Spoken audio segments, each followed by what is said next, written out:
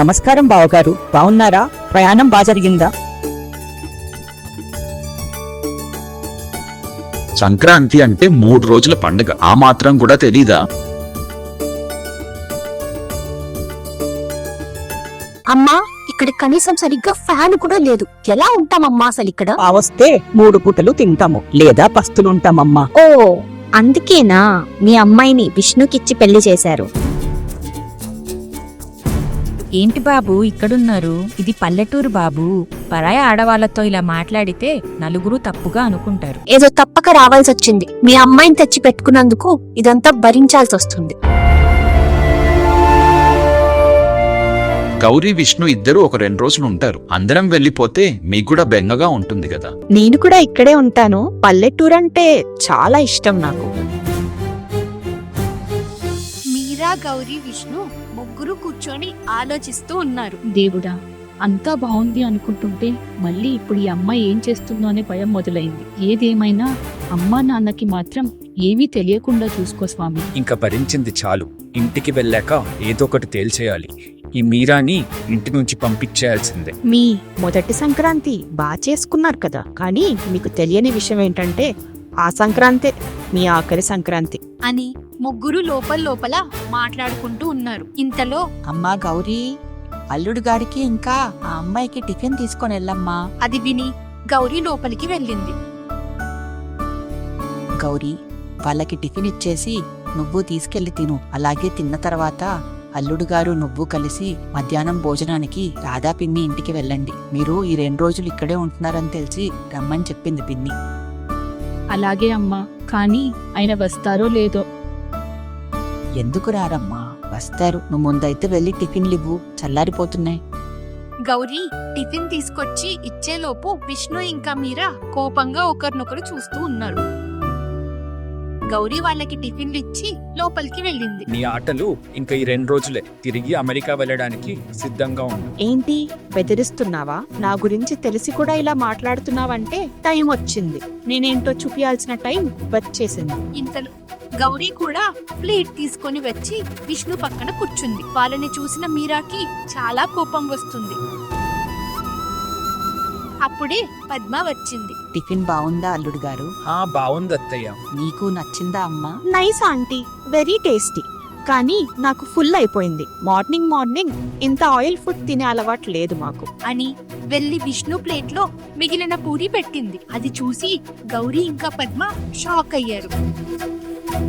ఏంటాంటీ అలా చూస్తున్నారు? విష్ణుకి నా ఎంగిలి తినడం అలవాటే కదా విష్ణు అని అక్కడి నుంచి వెళ్లిపోయింది. విష్ణు కోపంగా ఏం మాట్లాడకుండా ఉండిపోయాడు. గౌరీ బాధపడుతూ ఉంది. పద్మకి మాత్రం ఏం అర్థం కాక అలానే చూస్తూ ఉండిపోయింది. కాసేపటి తర్వాత అందరూ బయట మంచం వేసుకొని కూర్చొని మాట్లాడుకుంటూ ఉన్నారు. అల్లుడు గారు, మా చెల్లెళ్ళు పక్కనే ఉంది. మిమ్మల్ని ఇంకా గౌరీని మధ్యాహ్నం భోజనానికి రమ్మనింది. మీరు వెళ్తారు కదా? వెళ్తాను అత్తయ్య. ఇంతలో అదేంటండి, నన్ను పిలవలేదా? అందరూ ఆ మాట విని మౌనంగా ఉండిపోయారు. అప్పుడే అయ్యో, అదేం మాటమ్మా, నిన్ను కూడా రమ్మన్నారు. ముగ్గురు కలిసే వెళ్ళండి. ఓకే గౌరీ, ఊరు చూపిస్తా అన్నావు కదా, వెళ్దామా? గౌరీ ఏం మాట్లాడకుండా మౌనంగా ఉంది. గౌరీ, నిన్నేనమ్మా, తీసుకెళ్లి ఊరు చూపించుకోనరా. తప్పదన్నట్లు గౌరీ ఇంకా మీరా ఇద్దరు బయలుదేరుతున్నారు. ఈ మీరా ఒక్కతే గౌరీతో వెళ్తే లేనిపోనివన్నీ నా గురించి ఎక్కించి చెప్తుంది. వద్దు, నేను వెళ్ళాల్సిందే. గౌరీ, ఒక్క నిమిషం, నేను వస్తాను. గౌరీ ఆ మాట విని సంతోషపడుతుంది. వెళ్ళండి బాబు, మీకు వాకింగ్ చేసినట్టుంటది. పట్నంలో మీకు అలవాటు కదా. అలా ముగ్గురు కలిసి బయలుదేరి వెళ్లారు. వాళ్ళు వెళ్లడం చూసిన పద్మ, ఏవండి, ఎందుకో మన గౌరీ సంతోషంగా లేదనిపిస్తుంది. అది ఇందాక టిఫిన్ తినేటప్పుడు మీరా చేసిన దాని గురించి చెప్పింది. నాకెందుకో ఆ అమెరికా అమ్మాయి ఇంకా అల్లుడి గారి మధ్యన. వెంటనే రాజు కోపంగా, పద్మ, ఆపు. ఏం మాట్లాడుతున్నావు? అల్లుడు గారు ఎలాంటి మనిషో నాకు తెలుసు. ఆ మాత్రం కూడా తెలియకుండా పెళ్లి చేశానా మన కూతురికి నేను? గౌరీ నీకేమైనా చెప్పిందా దీని గురించి? లేదు కదా. నీలో నువ్వు ఏవేవో ఊహించుకొని వాళ్ళ కాపురం చెడగొట్టకు అని అక్కడి నుంచి వెళ్లిపోయాడు. పద్మ మాత్రం ఇంకా అనుమానంతో అలానే ఆలోచిస్తూ ఉంది. ముగ్గురు ఊరు చూస్తూ నడుస్తూ ఉన్నారు. ఏంటి విష్ణు, భయపడుతున్నావా? అలా కంగారుగా మాతో పాటు వచ్చేసావు. నోరు మూసుకొని ముందు చూసి నడువు. ఇది ఊరు, ఎక్కడ పడితే అక్కడ పాములు కప్పలు ఉంటాయి, అయినా వాటిని కూడా వేయించుకొని తినే రకం నువ్వు. ఆ మాట విని గౌరీ నవ్వుతూ ఉంది. ఇంతలో విష్ణుకి ఫోన్ వచ్చి పక్కకి వెళ్ళాడు. ఏంటి తెగ నవ్వేస్తున్నావు? విష్ణుకి నాకు ఇలా సరదాగా ఆట పట్టించుకోవడం అలవాటే. ఒకసారి ఆలోచించు, కనీసం నీతో ఎప్పుడైనా కూర్చొని ఒక్క మాటైనా మాట్లాడా? అదే నీకు నాకు ఉన్న తేడా. గౌరీ బాధపడుతూ మౌనంగా ఉండిపోయింది. అప్పుడే ఏంటమ్మా గౌరీ, ఎలా ఉన్నావు? ఎప్పుడొచ్చావు? బావున్నాను తాత, నువ్వు బావున్నావా? పండక్కి వచ్చాము. ఆహా, మరి ఈ అమ్మాయి ఎవరు?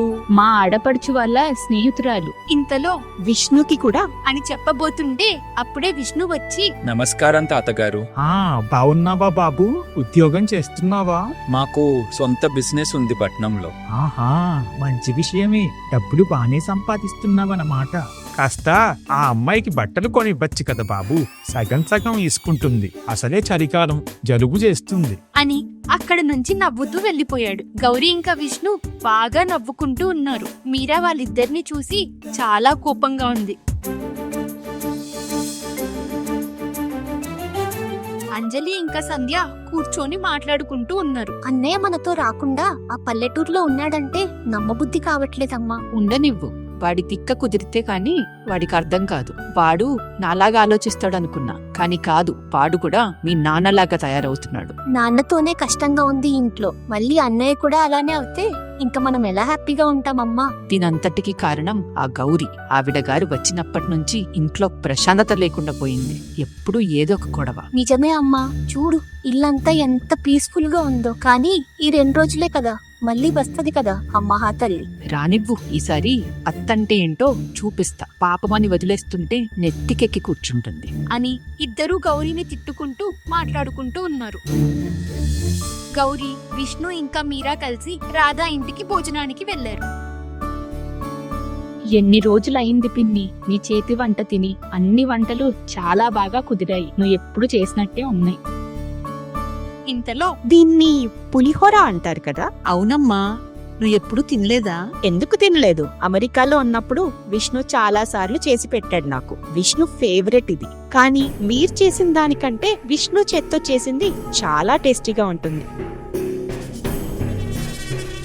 గౌరీ, నీకు తెలీదు కదా, విష్ణు చాలా బాగా వంట చేస్తాడు. ముఖ్యంగా నాకిష్టమైనవి ఇంకా బాగా చేస్తాడు. అమెరికాలో ఇద్దరం కలిసి భలే వంట చేసుకునే వాళ్ళం కదా విష్ణు అని చెప్తుంది. విష్ణుకి చాలా కోపం వస్తుంది. గౌరీ బాధలో ఏం చేయాలో ఏం మాట్లాడాలో తెలియక వాళ్ళ పిన్ని ఏమనుకుంటుందో అని భయపడుతూ ఉంది. రాధాకి మీరా మాటలు విని అనుమానం వస్తుంది. కాసేపటికి ముగ్గురు తినేసి వెళ్ళిపోతుంటే, గౌరీ, నువ్వు నిజంగా సంతోషంగా ఉన్నావా అమ్మా?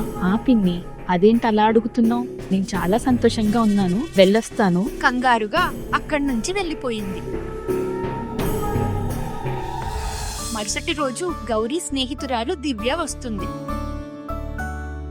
ఇన్ని రోజులకు కలిసామే. ఈ పెళ్లిళ్ళేంటో గాని జీవితమే మారిపోయింది. పెళ్లి కాకముందు ఎంత హాయిగా ఉండేవాళ్ళమే. ఇప్పుడు చూడు, అత్త మొగుడు వాళ్ళు వీళ్ళు అని రోజు ఏదో ఒక గొడవ. మన ఇంటికి మనం రావడానికి కూడా ఎంతో ఆలోచించాలి. గౌరీ ఏం మాట్లాడకుండా వింటూ ఉంది. గౌరీకి అది విని బాధ ఆపుకోలేక కళ్ళలో నుంచి నీళ్లు వస్తూ ఉన్నాయి.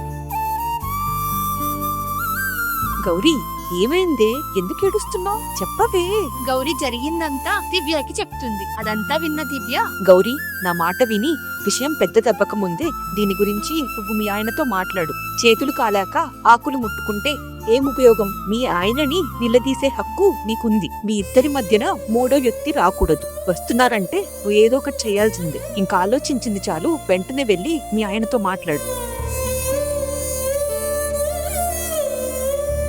గౌరీ ఆలోచించి, భయంగా ఉందే.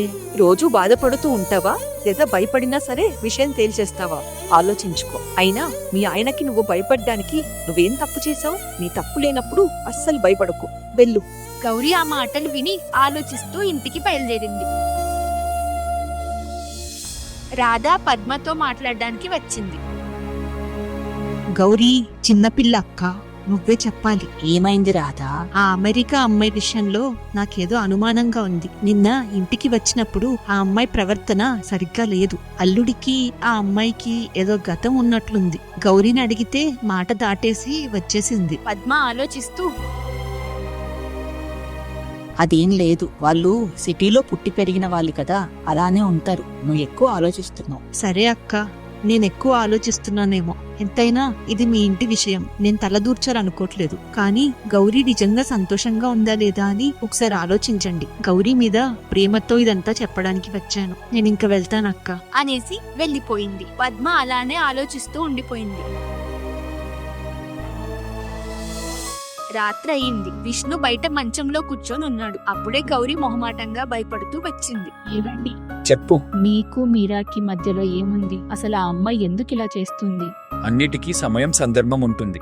ఇంటికి వెళ్ళాక మాట్లాడదాం. ఎందుకండి ఆ విషయం గురించి అడిగితే అంత చిరాకు పడుతున్నారు? అంటే మీరేదో తప్పు చేశారనే కదా? ఏం తప్పు చేయకపోతే ఇప్పుడు చెప్పడానికి ఏమవుతుంది? అదంతా విన్న విష్ణు వెంటనే కోపంగా లేచి ఏం మాట్లాడుతున్నావు? అసలు నీకేం తెలుసని మాట్లాడుతున్నావు? అని గట్టిగా అరిచాడు. ఆ అరుపులకి గౌరీ వాళ్ళ అమ్మా నాన్న ఇంకా మీరా కూడా అక్కడికి వచ్చారు. నోటికి ఏదొస్తుంది మాట్లాడతావా? ఏదో పాపం కదా అని బాగుంటుంటే నెత్తికెక్కి కూర్చుందాం అనుకుంటున్నావా? లేదా ఇది మీ ఊరు, మీ ఇల్లు అని నోట్లేస్తుందా? అల్లుడు అని అరిచాడు. విష్ణు వెంటనే షాక్ అయి చూస్తున్నాడు. గౌరీ మీరా కూడా అలానే చూస్తూ ఉండిపోయారు. ఏవండి, ఊరుకోండి. భార్యాభర్తల మధ్యన మనం మాట్లాడకూడదు. నువ్వు బాగు పద్మ. మాట్లాడుకోవడం వేరు, గొడవ పడటం వేరు. అల్లుడికి మర్యాద ఇచ్చేది మన అమ్మాయిని బాగా చూసుకుంటాడని. కానీ ఇలా ఏది పడితే అది అంటూ ఉంటే నా కూతుర్ని బాధ పెడుతూ చూస్తూ ఊరుకుంటాను అనుకుంటున్నారా? నాన్న, నా మాట వినండి. మీకు తెలీదు. ఏంటమ్మా తెలీదు? మేమున్నప్పుడే నీతో ఇలా ఉంటున్నారంటే అక్కడ నువ్వు ఎంత అనుభవిస్తున్నావో అర్థమవుతుంది. గొప్పిట్టి సంబంధం అనుకున్నా, పేరుకే గొప్ప అని ఇప్పుడే అర్థమవుతుంది. అదంతా విన్న విష్ణు కోపంగా వెళ్ళిపోయాడు. మరుసటి రోజు పొద్దున్నే విష్ణు కోపంగా బ్యాగ్ సర్దుకొని వెళ్లిపోవడం చూసి మీరా కూడా విష్ణుతో వెళ్తుంది. వాళ్ళని చూసిన రాజు ఏం మాట్లాడకుండా అలానే నిల్చొని ఉన్నాడు. బాబు, ఆగండి బాబు. కూర్చొని మాట్లాడుకుంటే అన్ని అవే సర్దుకుంటాయి. దయచేసి ఆగండి. పద్మ, నువ్వేం మాట్లాడకు. ఇంతలో గౌరీ కూడా బ్యాగ్ తీసుకొని వాళ్ళతో వెళ్ళడానికి వస్తుంటే గౌరీ, ఆగమ్మా. నాన్న ప్లీజ్, నన్ను వెళ్ళనివ్వండి. నువ్వు గడప దాటితే మా మీద ఒట్టే. గౌరీ ఆ మాట విని ఏం చెయ్యలేక బాధగా అక్కడే నిల్చొని ఉంటుంది. బాయ్ గౌరీ అని వెటకారంగా చెప్పేసి వెళ్తుంది. ఏంటండి మీరు? మీ చేతులారా అమ్మాయి కాపురం కూల్చుతున్నారు. కూల్చట్లేదు, సరిదిద్దుతున్నాం. అమ్మాయి వాళ్ళం కదా అని తగ్గుంటే ఇలానే చులకనైపోతాం. మళ్ళీ మళ్ళీ అవమాన పడుతూ ఉంటాం. తప్పు అల్లుడిది. వచ్చి క్షమాపణ చెప్పి అతన్ని తీసుకొని వెళ్తాడు అని కోపంగా లోపలికి వెళ్ళిపోయాడు. పద్మకి ఏం చేయాలో అర్థం కాదు. అసలు ఏం జరుగుతుంది దేవుడా? నాకే ఎందుకు ఇలా జరుగుతుంది? ఇటువైపు నాన్న, అటువైపు మా ఆయన. నేనేం చెయ్యాలి? నేను తిరిగి నా ఇంటికి వెళ్తానా, మా ఆయనతో కలిసి ఉంటానా? తెలుసుకోవాలి అనుకుంటే వెంటనే ఛానల్ని సబ్స్క్రైబ్ చేసుకోండి. వచ్చే వారం కలుద్దాం.